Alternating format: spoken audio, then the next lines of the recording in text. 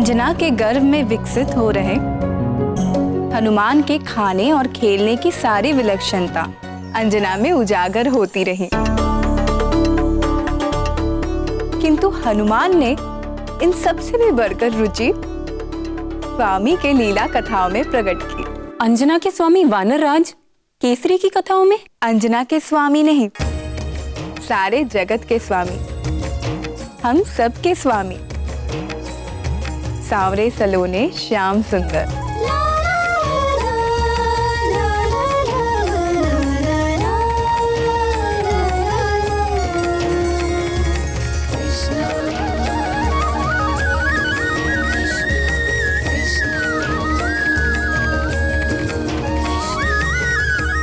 अंजना जानती थी कि गर्भ में भी शिशु सुनने लगता है, इसलिए माता गौरी की बात स्मरण करके वो निरंतर अच्छा ही बोलती और अच्छा ही सुनती। और जब वो हमारे सत्य सनातन भगवान वासुदेव के अवतारों की लीलाएं सुनती, तो परम चंचल गर्भस्थ हनुमान न तो खाने के लिए मचलते और न कोई उछल कूद करते। किंतु उन्हें ये सारी कहानियां सुनाता कौन था? शिव या पार्वती जी ने तो अंजना और गर्भस्थ हनुमान को अपनी करुणामयी शरण में ले ही लिया था, परंतु वीणा वादिनी सरस्वती जी हनुमान के विकास में योगदान दिए बिना कैसे रह सकती थी?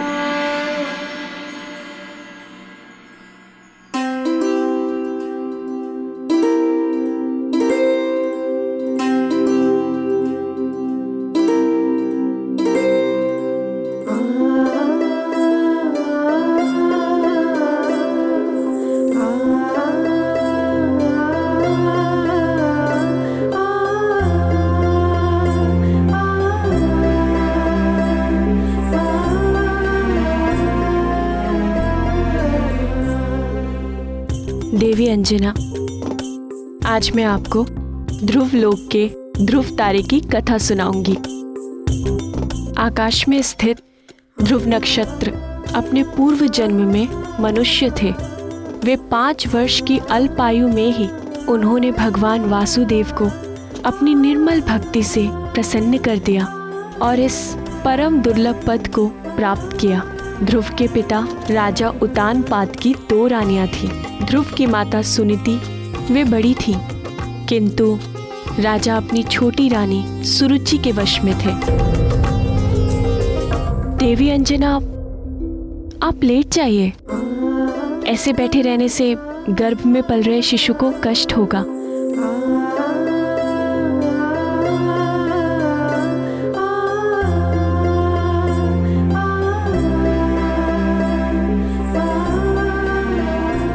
राजा सदैव ध्रुव की सौतेली माँ और उनके पुत्र उत्तम के पास ही रहते। ध्रुव को कभी भी अपने पिता का प्रेम प्राप्त करने का अवसर ही नहीं मिलता। एक दिन जब राजा उतानपाद ध्रुव के सौतेले भाई को अपनी गोद में खिला रहे थे, तब ध्रुव का मन भी पिता का प्रेम प्राप्त करने की लालसा जागी। वो अपने पिता की गोद में जा ही रहा था कि उनकी सौतेली माँ ने उनका हाथ खींचकर उन्हें नीचे ढकेल दिया।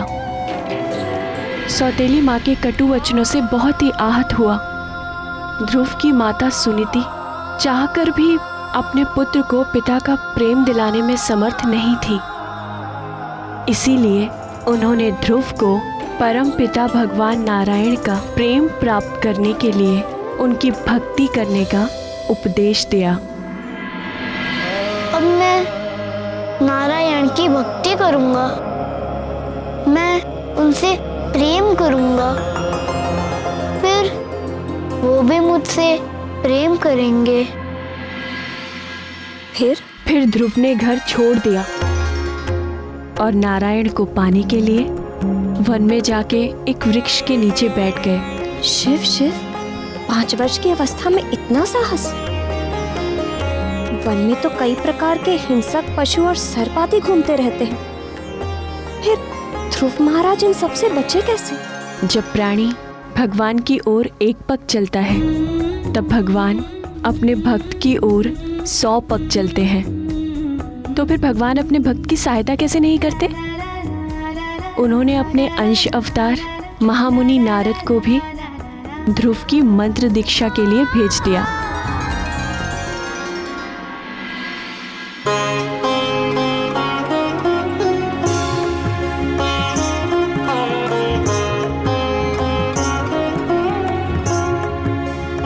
मेरे पीछे बोलो वत्स। ओम नमो भगवते वासुदेवाय। ओम नमो भगवते वासुदेवाय। ओम नमो भगवते वासुदेवाय। ओम नमो भगवते वासुदेवाय।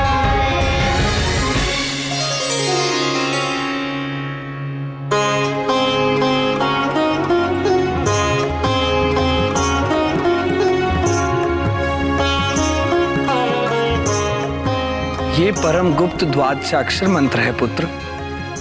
भगवान श्री हरि के सुंदर चतुर्भुज रूप को हृदय में धारण करके इस मंत्र का निरंतर जाप करने से तुम्हारे सभी मनोरथ सिद्ध हो जाएंगे।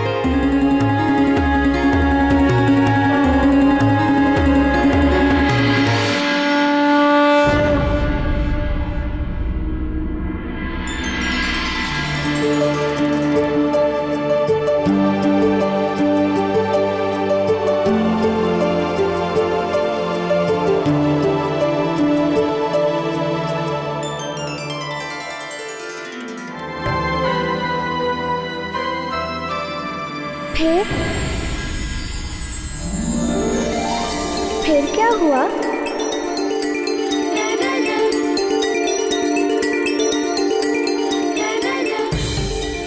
फिर 1 वर्ष की कठिन तपस्या के पश्चात ध्रुव को बैकुंठपति भगवान श्री नारायण ने अपने चतुर्भुज रूप में दर्शन दिए। ओम नमो भगवते वासुदेवाय। पुत्र,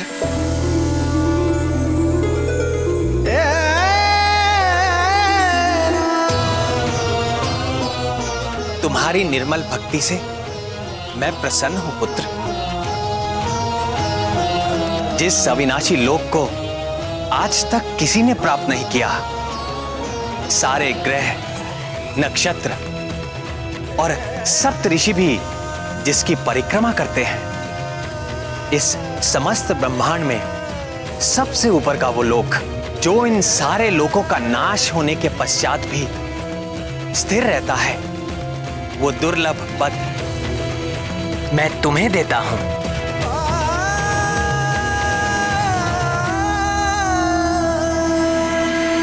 आशीर्वाद के पश्चात ध्रुव ने वर्षों सफल जीवन व्यतीत किया और अंत में ध्रुव तारा के रूप में स्थित हो विख्यात हुआ।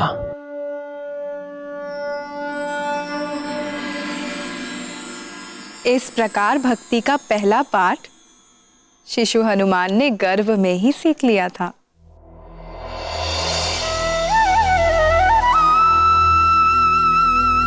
ये समस्त ब्रह्मांड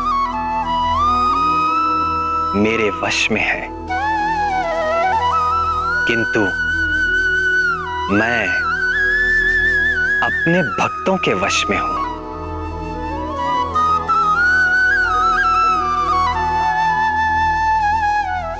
मेरे भक्त हर पल, हर घड़ी निरंतर मेरा ध्यान करते हैं और मैं भी हर पल, हर घड़ी अपने भक्तों का ध्यान करता हूं। हर संकट से उनकी रक्षा करता हूं, उनकी हर इच्छा पूरी करता हूं, उनके जीवन की उपलब्धियों की रक्षा करता हूं और कोई आवश्यकता उपस्थित होते ही तत्काल उसका प्रबंध करता हूं। हनुमान की शिक्षा दीक्षा में मेरी रुचि देखकर सभी देवता उनकी सेवा में उपस्थित होने लगे। तो सप्त ऋषि भला पीछे कैसे रह सकते थे? वो भी आए।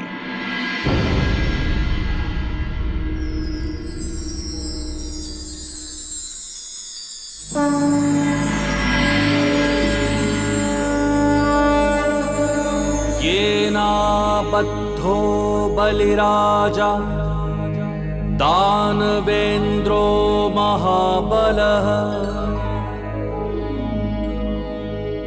तेन त्वामपि बध्नामि रक्षे माचल माचल।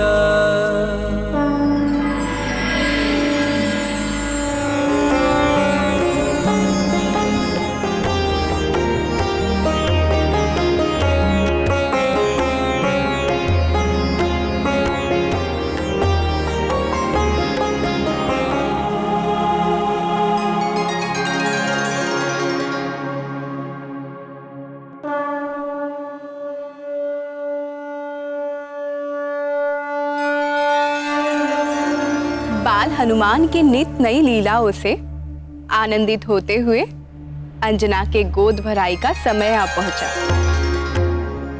इस मंगल कार्य के लिए निकट और दूर स्थित सभी संबंधियों और मित्रों को निमंत्रण भेज दिया गया, किंतु ठीक गोद भराई के दिन सूर्योदय के साथ ही मूसलाधार वर्षा होने लगी, जो ना तो रुक रही थी और न मध्यम पड़ रही थी। तो क्या गोद भराई नहीं हो सकी? मंगल मूर्ति हनुमान के जीवन में ये कैसा अमंगल आ गया दीदी? इसी चिंता से तो अंजना भी व्याकुल थी।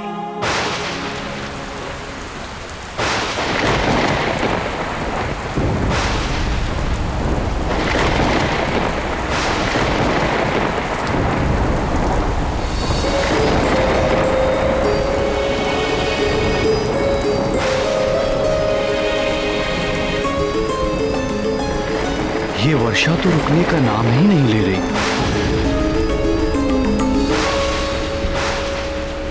तुम निराश ना हो अंजने, ऐसी भी वर्षा नहीं हो रही कि लोग आ ना सके। मार्ग में कहीं रुक गए होंगे, आते ही होंगे।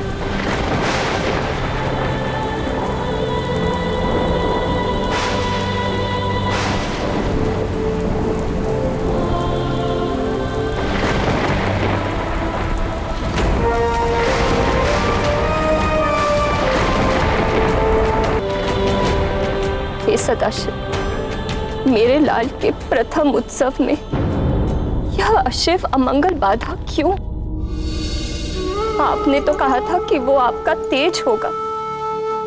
आपके अपने अंश स्वरूप के साथ ऐसा अन्याय क्यों? मेरा पुत्र हमारे प्रियजनों के आशीष से वंचित क्यों? हे हर, मुझ दुखियारिन का दुख दूर कीजिए।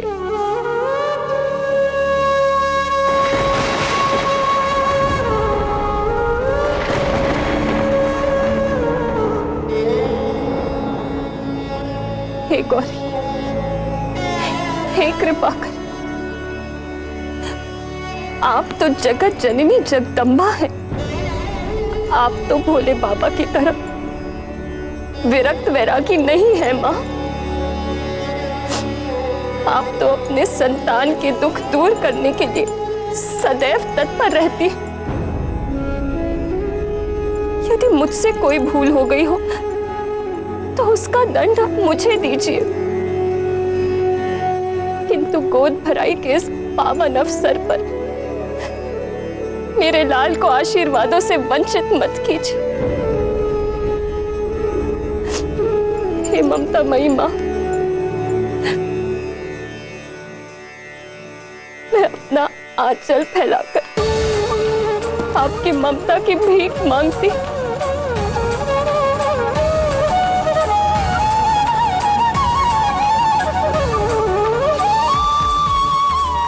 कृपा करो माँ, कृपा कर, कृपा कर।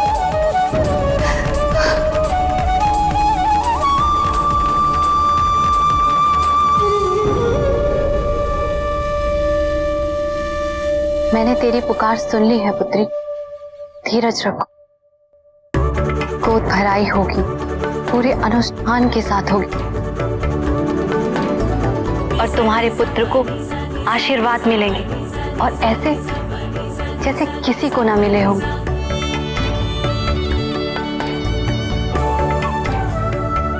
हनुमान पर मेरी और भूत भावन भगवान भोलेनाथ की कृपा तो स्वाभाविक है, पर जब अंजना को जगत जननी शक्ति स्वरूपा पार्वती जी का आशीर्वाद मिल गया तो उसके कार्य में आने वाले सारे विघ्न निष्फल तो होने ही थे।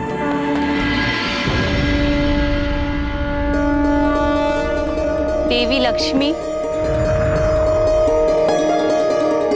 देवी सरस्वती, आइए इंद्राणी सची देवी, चंद्र मोहिनी रोहिणी, आप भी आए। भानुप्रिया संज्ञा, देवी छाया, इस मंगल कार्य में सम्मिलित होने के लिए आप दोनों भी आइए।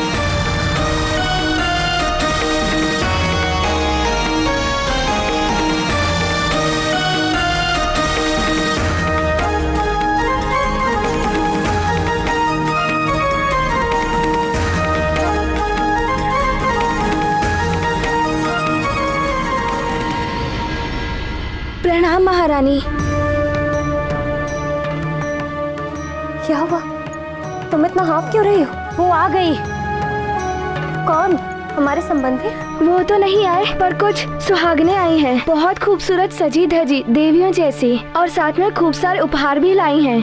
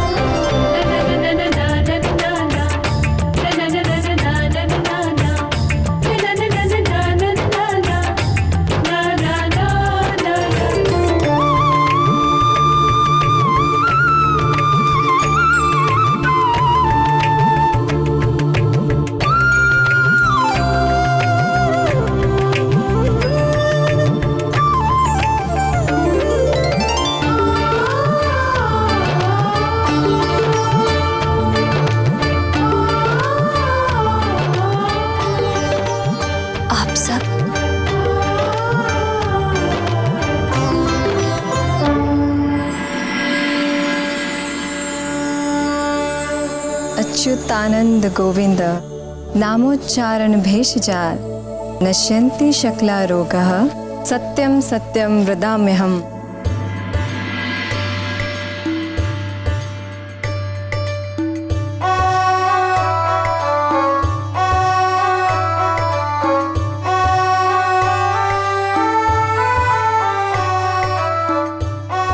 तब पुत्र जितेंद्रियो भविष्यति। मेरा लाल सभी इंद्रियों को जीतने वाला होगा।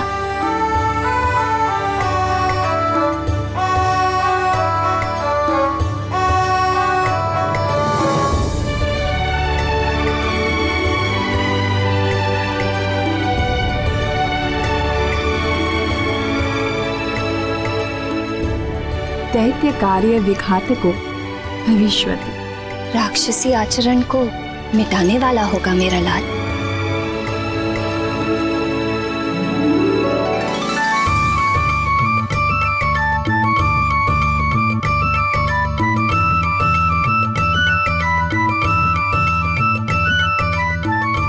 वेद विदांग विशारदो भविष्यति।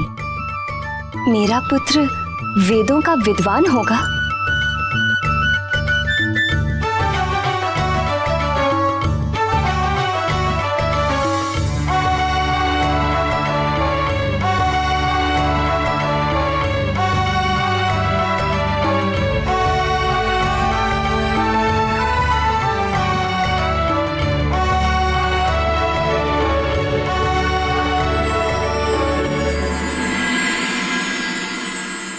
भोले जैसा भोला होगा, नारायण जैसे नटखट होगा, ज्ञानी और तपस्वी होगा।